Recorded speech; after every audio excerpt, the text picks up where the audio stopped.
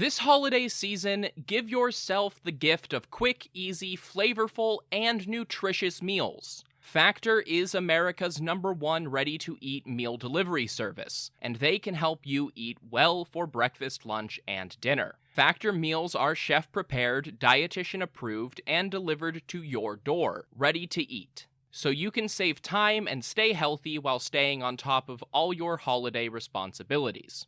Cross meal prepping off your to-do list with 35-plus fresh, never-frozen meals that are hot and ready in just 2 minutes. Factor offers options to fit your lifestyle and preferences, whether it's calorie smart, vegan and veggie, or their protein plus option. This December, get Factor and enjoy eating well without the hassle. Just choose your meals and enjoy. Head to factormeals.com/Persia50 and use code Persia50 to get 50% off. That's code Persia50 at factormeals.com/Persia50 to get 50% off. This podcast is brought to you by Royal Fratricide. Attention, princes and kings! Does your empire have 1 million or more subjects? Do you feel like you would do a better job of leading the wayward masses than your idiot brother?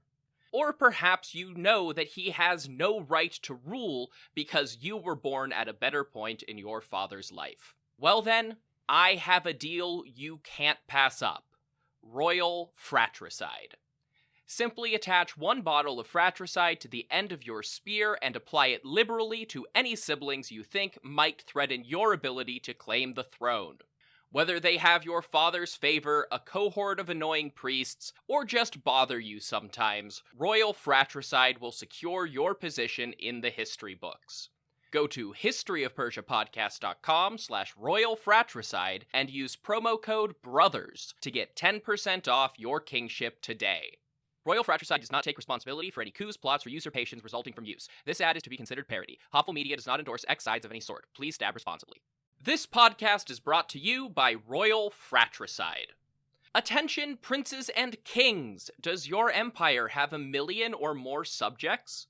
Do you feel like you would do a better job of leading the wayward masses than your idiot brother?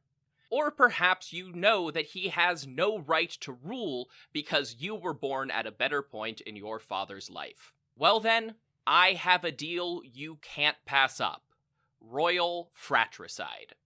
Simply attach 1 bottle of fratricide to the end of your spear and apply it liberally to any siblings you think might threaten your ability to claim the throne. Whether they have your father's favor, a cohort of annoying priests, or just bother you sometimes, Royal Fratricide will secure your position in the history books. Go to historyofpersiapodcast.com/Royal Fratricide and use promo code BROTHERS to get 10% off your kingship today.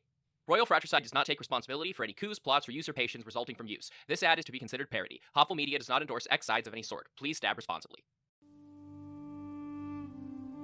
History of Persia is a Hopful Media podcast production.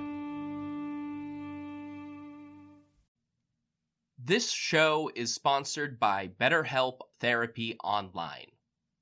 Life doesn't come with a user manual. So when life stops working for you, it's pretty normal to feel stuck.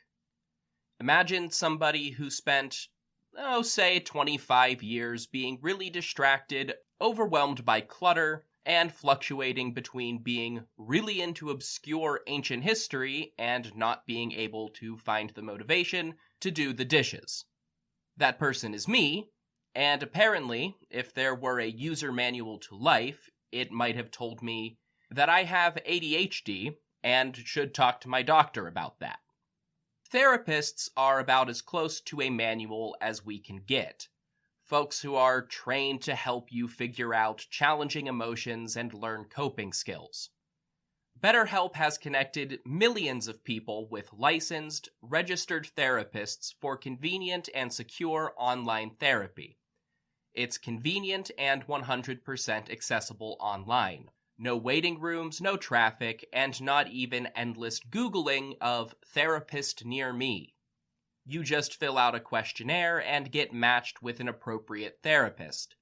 And if it doesn't click, BetterHelp makes it easy to switch providers.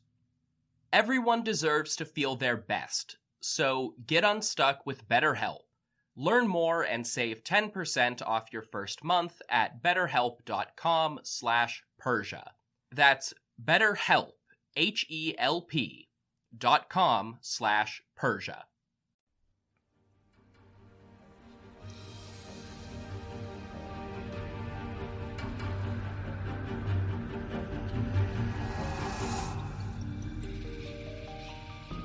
Surprise, everyone! This is not the episode 50 AMA. Instead, this is the third annual History of Persia holiday special. Unlike last time we did one of these, it's actually been almost a whole year since the last holiday special, so I will reiterate how these work. Once every calendar year, I set aside a topic on the main feed for a holiday. And each year, I try to do a different holiday. That means that this special, much like many of the holidays I cover, will wander through the calendar rather than falling on a specific date. The last two installments have focused on the Achaemenid aspects of two Iranian holidays. In December of 2019, I had a discussion of foods and feasting to celebrate a combination of American Thanksgiving and Iranian Shab Yalda. In the spring of 2020, we saw my celebration of Achaemenid Nowruz, the Persian New Year. 2021 marks the first celebration of a non-Persian holiday, but we are still firmly rooted in the realm of Achaemenid history. For those that do not know, today is the celebration of Purim, the Jewish festival that roughly translates from Hebrew as the Feast of Lots. The holiday stems entirely from the biblical Book of Esther, which tells the story of a Jewish queen of Persia saving her people from a cruel Persian official called Haman's plot to commit genocide. For those in the know, feel free to boo and hiss to yourselves throughout the episode. While that sounds like a dark premise for a festival, it is actually one of the most upbeat occasions in the Jewish calendar, which is a lunar calendar, meaning its holidays shift around dramatically in the standard 365.25-day solar calendar, which is why this episode is sort of last minute. It's very early this year and snuck up on me. To accompany this celebration, Patreon supporters at the $5 Great King tier and above will have access to a bonus recording of the full Book of Esther, posted immediately after this episode. As a reminder, there is also lots of free content up on Patreon right now, including my reading of Zoroaster's Gathas, and, for a limited time, my review of the movie 300. Trying to make comparisons for my largely Western Christian-influenced audience, I guess it's best described as a combination of secular Easter and Halloween.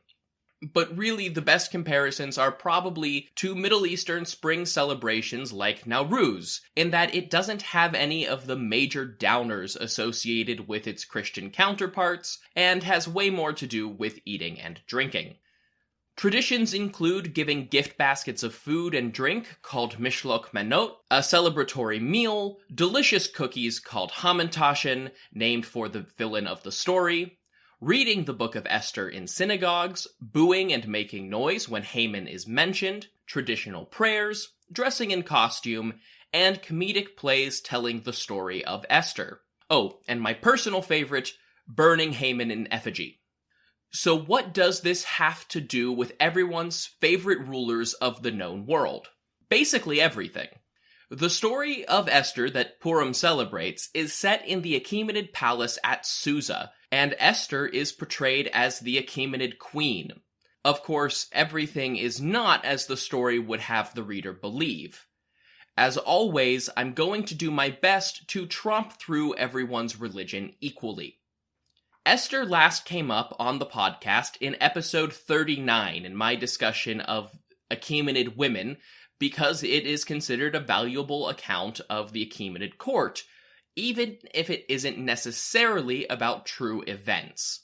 Modern scholars are pretty much unanimous in their assessment of Esther as an ancient novella. The fact of the matter is that the major characters fill roles that are documented in Achaemenid history by many other sources, but the characters themselves, aside from the king, only appear in this one place. It also portrays a very Greek and Judean understanding of marriage and social relations, which is not reflected in other accounts of Achaemenid Persia. Additionally, it follows the format of the ancient romance, most famously seen in the so-called Alexander romance of the later Roman Empire. It is generally reserved for historical fiction and dramatization. Most prominent, as I said, is the issue of marriage. The plot hinges on Esther's selection to replace the divorced and dismissed Queen Vashti after she is elevated from her status as concubine. Of course, we know from the previous discussion of Persian women that this isn't how any of that worked. If the King of Kings wasn't feeling it with one wife, there was absolutely nothing in the way to marry another woman except ethnicity. By all evidence, the royal wives of Achaemenid Persia had to be Persian. So a main crux of the story revolves around Vashti being dismissed, which wouldn't have been needed and could have triggered a political incident, as well as him marrying Esther, which would have been seemingly impossible. There's also the issue of Haman's desire for anti-Jewish genocide as the main conflict, which is entirely antithetical to Achaemenid provincial policies, which preferred to allow subjects to practice their own cultures. At least in this case, it is not actually portrayed as official policy, but the desire of one advisor's personal grudge and hatred. So if this isn't a historical document written by the character Mordecai as tradition holds, then when was it written? Fortunately, scholars have reached a basic consensus on that too. It has pretty distinct Greek influences, especially in the way that the harem is characterized, which is a good sign that it was the product of the Hellenistic period. But we can get even firmer. It was probably written by the end of the 2nd century BCE, when Judea was under the rule of the Seleucid king Antiochus IV. Antiochus is portrayed as having huge ego problems in the Jewish sources, in that he was one of the first rulers to demand that they acknowledge him as a god. This characteristic is projected onto the Judeo-Persian relationship in Esther. The Book of Daniel does the same thing with multiple pseudo-historical kings, and I just can't stress this enough. The Persians did not believe that their king was a god, and no Persian king ever portrayed themselves that way. Kings who do that make a big deal about it in royal propaganda, and we'd probably notice. The final version of Esther probably wasn't fully formed for another few decades after the Maccabees threw off Seleucid rule, and Judea was re-established under the Hasmonean dynasty. If all of these terms are unfamiliar, I recommend Gary Stevenson's History in the Bible podcast for very detailed information, and eventually we will reach this narrative as part of the history of Persia. The Masoretic text, the official Hebrew form of the Jewish canon, includes a slightly longer version of Esther from the ancient Greek Septuagint translation, and it's the Masoretic version that you see in most Bibles today. Esther isn't nearly as direct an allegory for Antiochus IV as Daniel is, but clearly has some of the same traits of persecution under a god king that you see in other Hellenistic books. If the story, which ends with the establishment of the holiday Purim, is historical fiction, then it does leave an open question as to where the holiday came from. It's a question made more difficult because we don't really know when it started. Evidently sometime in the early or pre-Hellenistic period, because it was wrapped into the story of Esther, but we don't have any detailed account of how it was celebrated in those early centuries. Given the general practices described in later literature up to the present, of upbeat celebration, feasting, singing, gift-giving, etc., the most compelling explanation is spring New Year's festivals like Nowruz or the Babylonian Akitu. These were festivals of celebration and rejuvenation in Iran and Babylon, where there were significant Jewish diasporas. Mix in some regionalization when the Jewish exiles went back to Judea, later celebrations over the defeat of Antiochus, and the folklore surrounding Esther, and you've got yourself a plausible origin for Purim. It was tonally different and far enough away in the calendar from the existing Jewish spring celebration of Passover to both fill a cultural niche, but not overshadow the more theologically important event. Today, I am going to tell the story of Esther and give some of my own historical commentary along the way. First, though, I think we need some dramatis personae. Obviously, we have Esther herself, a Jewish concubine in the Persian harem who is elevated to the position of queen at the outset of the story. Whether or not she existed in any form at all is debatable, but her initial role is certainly possible.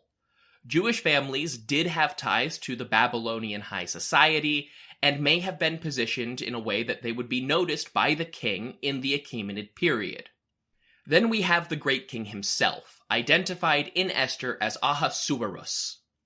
There has always been debate about which Achaemenid this is supposed to refer to. Many ancient and medieval translators thought it was one of the many Artaxerxes, maybe Artaxerxes I, maybe the second. In the much more historically accurate Book of Ezra, Ahasuerus is the name used for Xerxes, transliterating Kshayarsa into Ahasuerus. That makes Xerxes the most likely identity for Esther's Ahasuerus, and that's the reason I'm celebrating Purim around this point in our narrative. However, it would also make Xerxes a bizarrely common stock character.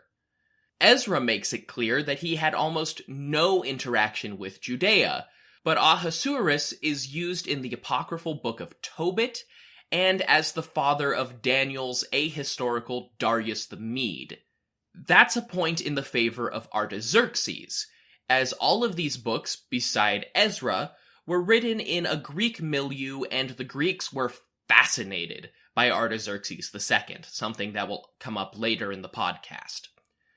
For the purposes of storytelling today, I'm just going to use the name Ahasuerus, because ultimately, he's mostly a composite character for all of the most decadent Persian kings.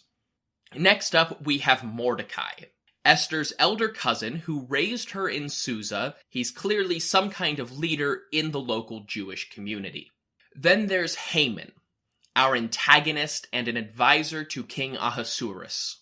He is described as an Aggadite, an ethnic term which only appears in this one instance. It may be an alternate name for the Amalekites who clashed with the early Hebrews in Canaan, whose tribal name had become Hebrew shorthand for anti-Jewish or anti-Semitic by the Hellenistic period. Interestingly, the early Greek translation of the Septuagint calls him a Macedonian, which makes it a much clearer stand-in for the conflict with the Macedonian king Antiochus IV. And finally, an honorable mention for Queen Vashti, Ahasuerus' wife at the outset of the story. She really isn't a main character, but she has been the subject of a lot of scrutiny and historical interpretation that mostly amounts to her name doesn't correspond with any known Persian queen. As I've stated already, her dismissal doesn't make sense in the context of what we know of Persian marriage, but neither does any of the situation surrounding her. Traditionally, she has been seen as wicked, and more modernly as an almost feminist figure, for reasons that will be clear in just a minute. The book opens with a feast celebrating Ahasuerus' third year on the throne, and as part of the festivities, the king orders his wife Vashti to, quote, appear wearing the royal crown. However, Vashti refuses the request and infuriates the king. Worse still, Ahasuerus' eunuch advisors tell him that if this is allowed to stand, then Vashti's insolence may inspire the other women in society to disobey their husbands. Vashti had to be dismissed from both Ahasuerus' favor and his company, or else Persia might have experienced feminism a few millennia too early. Right off the bat, there is an assumption that there really is no evidence for. It is assumed by the author of Esther that Persian women would not have dined and feasted with their male counterparts at this celebration. Not only is there no evidence for this sex segregation in the Persian record, but examples like that of Artistone and Irdabama in the Persepolis archive suggest that the opposite was true. Not only could the royal women dine with the men, but they could even host feasts themselves in the king's place. Even forgiving that air, Vashti's refusal to appear at the feast seems out of character just based on the text in Esther. However, commentaries on the book usually interpret appear wearing the royal crown as wearing the royal crown and absolutely nothing else. This interpretation to appear in the nude is almost as old as the story itself, so it's probably correct. And that would be cause for one of the Dukshish to be insulted. However, it's also something that would have been practically beyond the pale for even the king to demand. The Persian nobility prized the ability to go unseen. The robes for both sexes were heavy and flowing. Women were noted for traveling in litters with the curtains drawn. Exhibition was not a way to flaunt prestige and beauty, it was reducing oneself. Ctesias comments on how Statera, wife of Artaxerxes II, caused a stir just by traveling with the curtains open on her litter. Rather than risking a women's uprising, Ahasuerus was at risk of embarrassing himself through his wife. This is, however, a very Greek trope and points to the Hellenistic influence, describing the Persian court as a place of sex and decadence. Following this flawed premise, Vashti is dismissed, and Ahasuerus called for beautiful young virgins to be sought as her replacement. It is deliberately phrased to highlight the decadence of the royal court, but realistically, those would have been the rough requirements for eligible royal bachelorettes.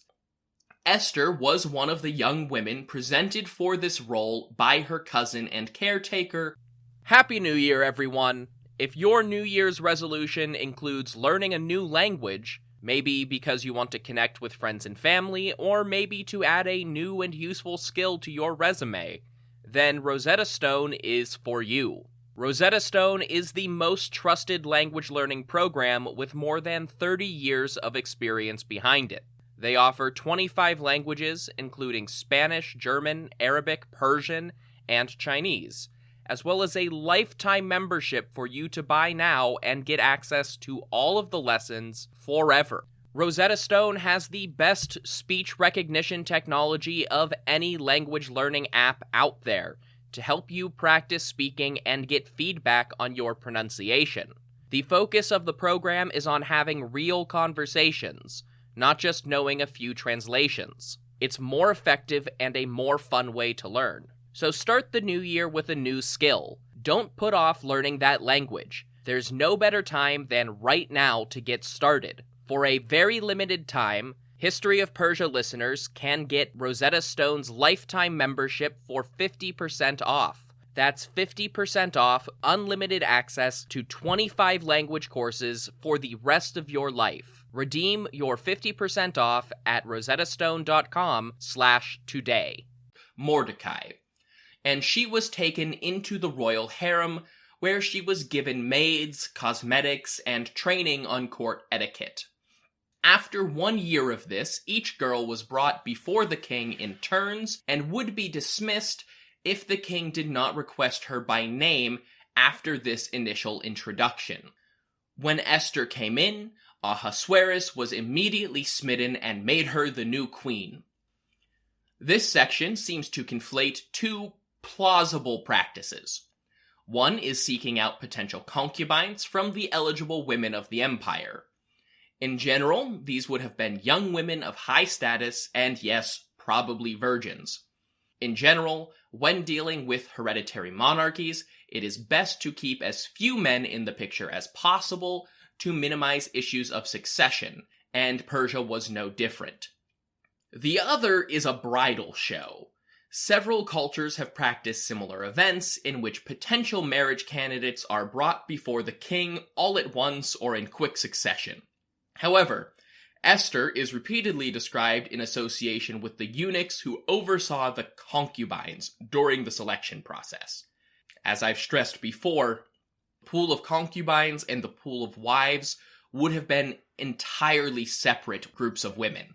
Eunuchs feature prominently in Esther, and it may be that their role is emphasized in a display of foreign decadence, but castrated men did make up the bulk of the civil administration by the end of the Achaemenid Empire. The phenomenon of eunuch advisors and administrators warrants its own episode, which I've penciled in for sometime down the line. There's a lot of wars between now and then.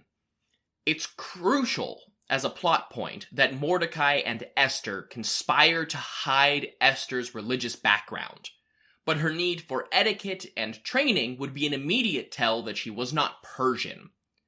Also, there would be no need to keep her Judaism a secret in the Achaemenid period, as even the biblical histories have nothing but praise for the Persian regime, and describe almost unconditional support from the crown.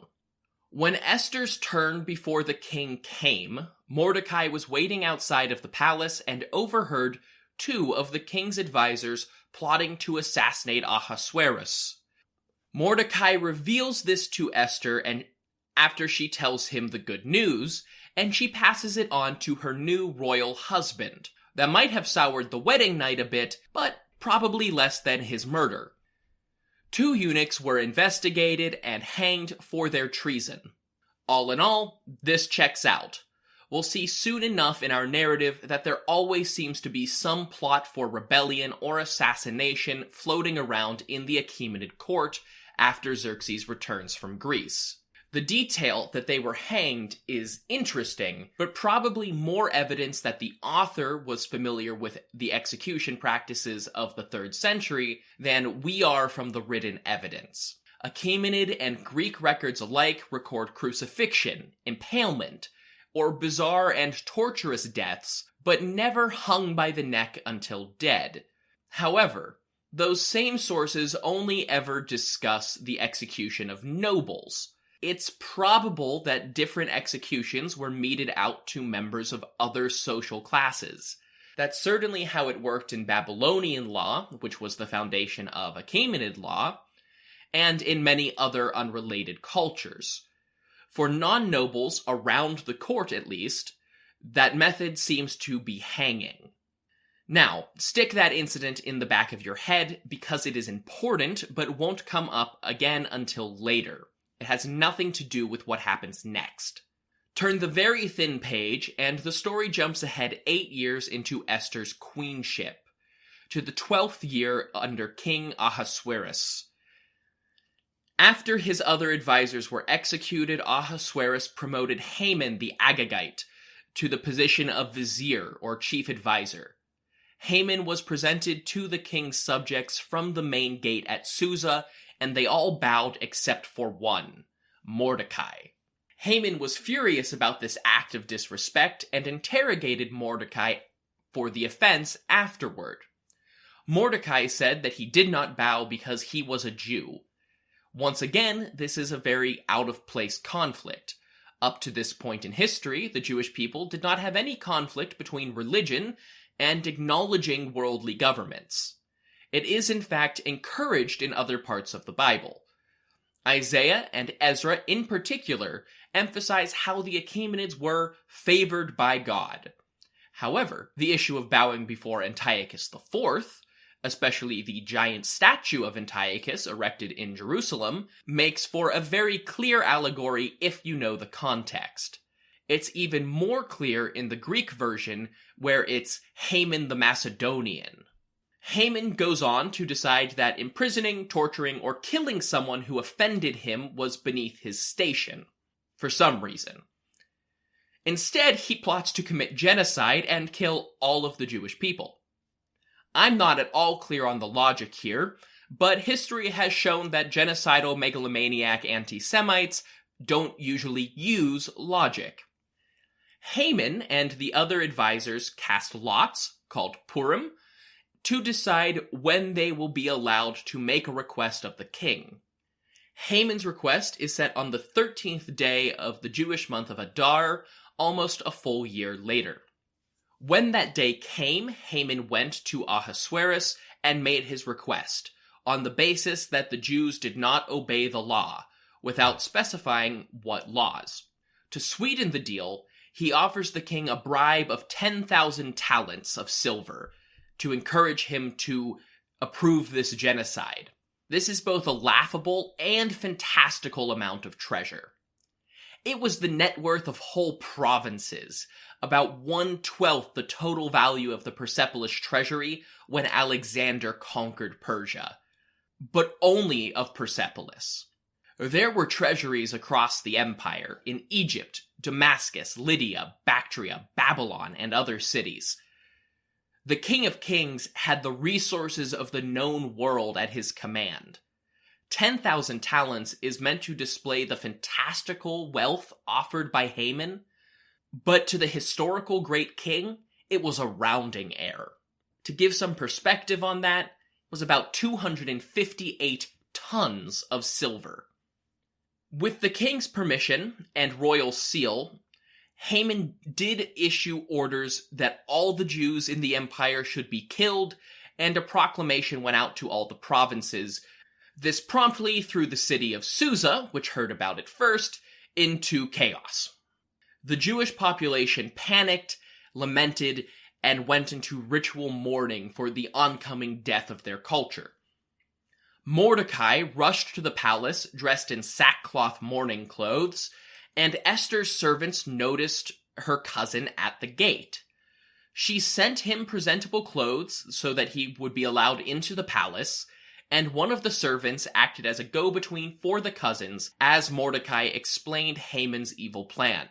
Of course, Esther was shocked and appalled that the vizier had ordered the massacre of her people, and Mordecai warned her that not even her position could save her from this nightmare. Naturally, she wanted to intervene with Ahasuerus, but even she could not just interrupt court proceedings or burst into the king's apartments without permission. It's not actually clear how strict that taboo was in practice, just we don't have great records from the Achaemenid court, but the goal of making the King of Kings completely unapproachable is well documented in Greek sources as well, so Esther's problem is plausible. She sent Mordecai to gather the local Jewish community to publicly mourn and fast in an act of protest, while she went and waited at the edges of the court to try and get the king's attention. Fortunately, Ahasuerus was still infatuated and noticed her immediately. Esther takes this opportunity not to request that he stay his order of mass execution, but to ask the king and Haman to politely join her for a banquet, and the king did grant that request. Ahasuerus and Haman agreed to join her the next day, still unaware of Esther's Jewishness. Haman left court in high spirits, pleased that he had both the favor of Ahasuerus and now Esther, but he saw Mordecai leading the Jews in their fast at the palace gate and changed his mind. It turns out he really did want Mordecai in particular to suffer, but only in addition to the mass genocide of his people. So he ordered an oversized gallows to be constructed just for Mordecai outside his own house. That night, King Ahasuerus was restless and asked for the royal records to be brought to him.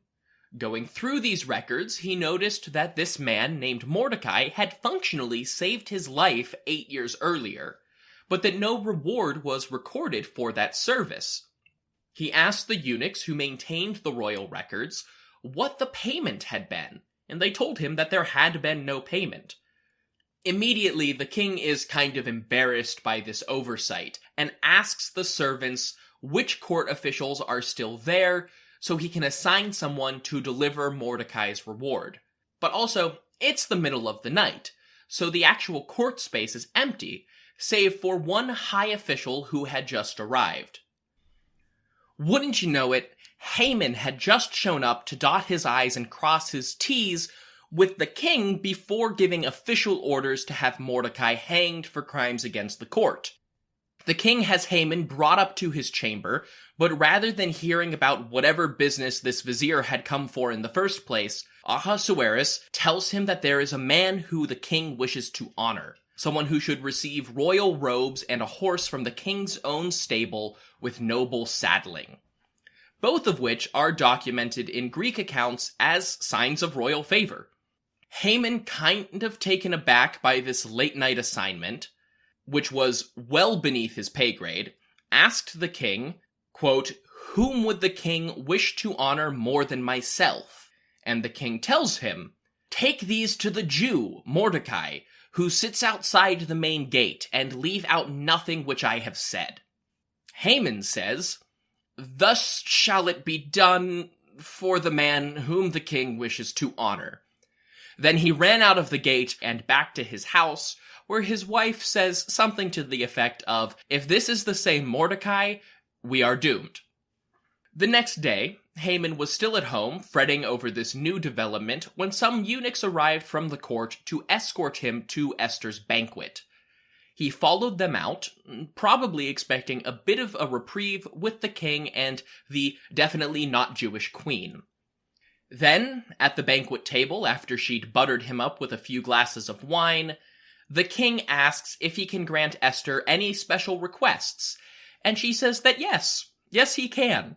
She proceeded to beg for a reprieve for her people, without naming them, saying that if they were to be enslaved, she could have held her tongue, but she must speak out against this atrocity, even if it were the king's own orders.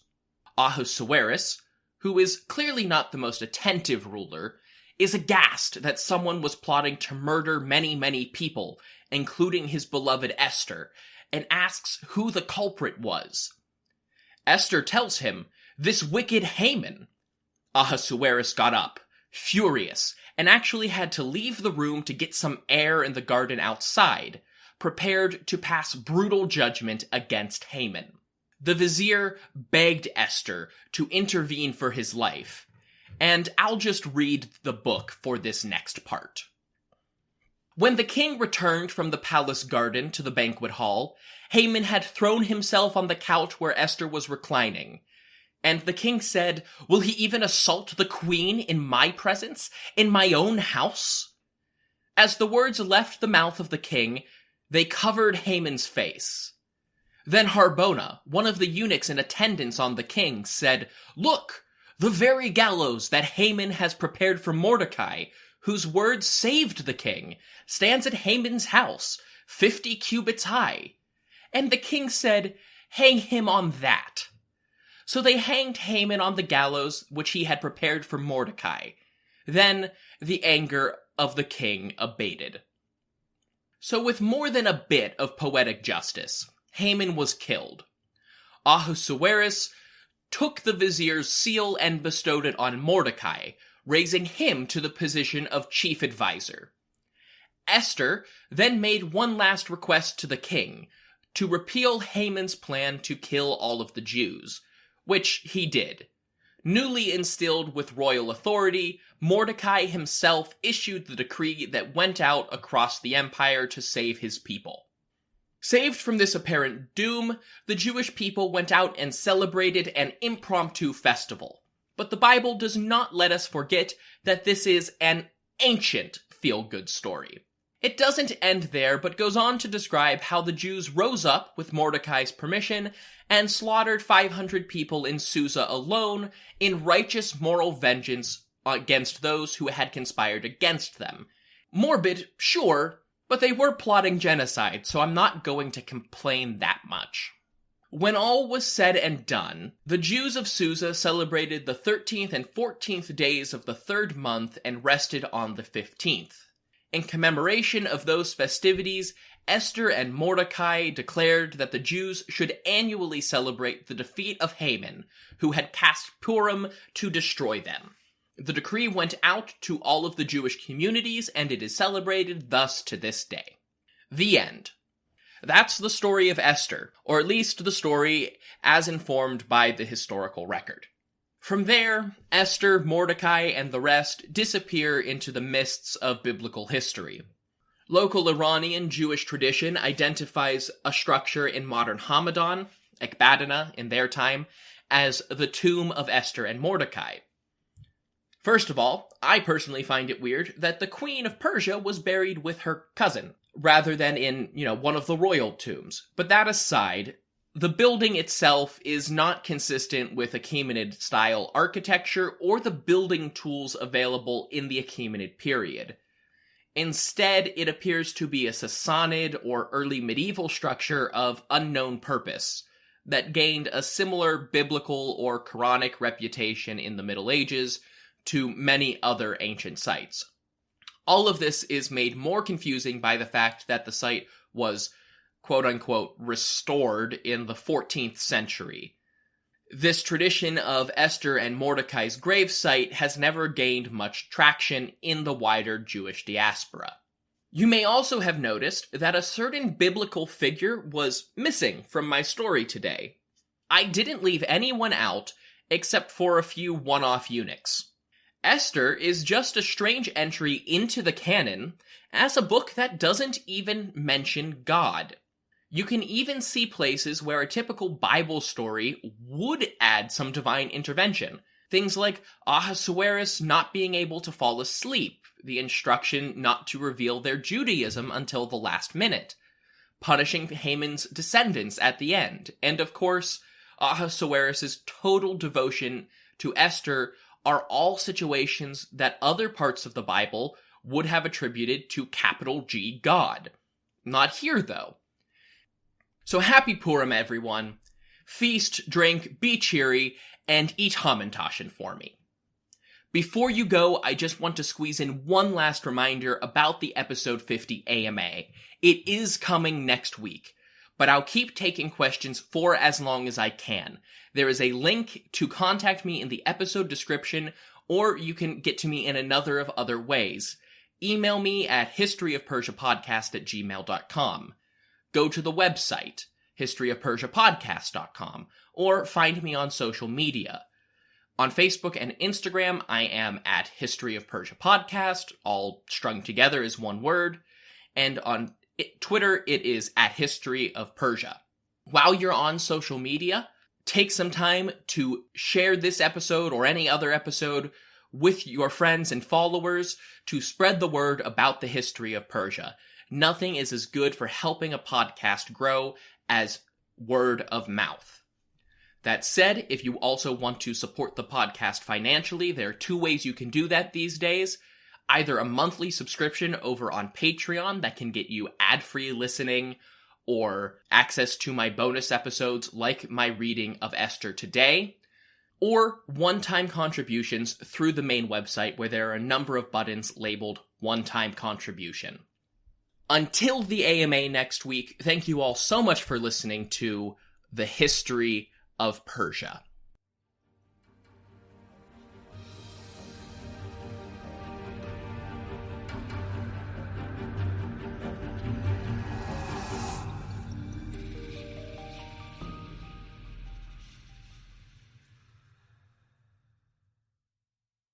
This podcast is brought to you by Royal Fratricide. Attention, princes and kings! Does your empire have 1 million or more subjects? Do you feel like you would do a better job of leading the wayward masses than your idiot brother? Or perhaps you know that he has no right to rule because you were born at a better point in your father's life. Well then, I have a deal you can't pass up. Royal fratricide. Simply attach one bottle of fratricide to the end of your spear and apply it liberally to any siblings you think might threaten your ability to claim the throne. Whether they have your father's favor, a cohort of annoying priests, or just bother you sometimes, royal fratricide will secure your position in the history books. Go to historyofpersiapodcast.com/royal fratricide and use promo code BROTHERS to get 10% off your kingship today. Royal fratricide does not take responsibility for any coups, plots, or usurpations resulting from use. This ad is to be considered parody. Hopful Media does not endorse X sides of any sort. Please stab responsibly. This podcast is brought to you by Royal Fratricide. Attention, princes and kings! Does your empire have 1 million or more subjects? Do you feel like you would do a better job of leading the wayward masses than your idiot brother? Or perhaps you know that he has no right to rule because you were born at a better point in your father's life. Well then, I have a deal you can't pass up. Royal fratricide. Simply attach one bottle of fratricide to the end of your spear and apply it liberally to any siblings you think might threaten your ability to claim the throne. Whether they have your father's favor, a cohort of annoying priests, or just bother you sometimes, royal fratricide will secure your position in the history books. Go to historyofpersiapodcast.com/royal fratricide and use promo code BROTHERS to get 10% off your kingship today. Royal fratricide does not take responsibility for any coups, plots, or usurpations resulting from use. This ad is to be considered parody. Hopful Media does not endorse X sides of any sort. Please stab responsibly.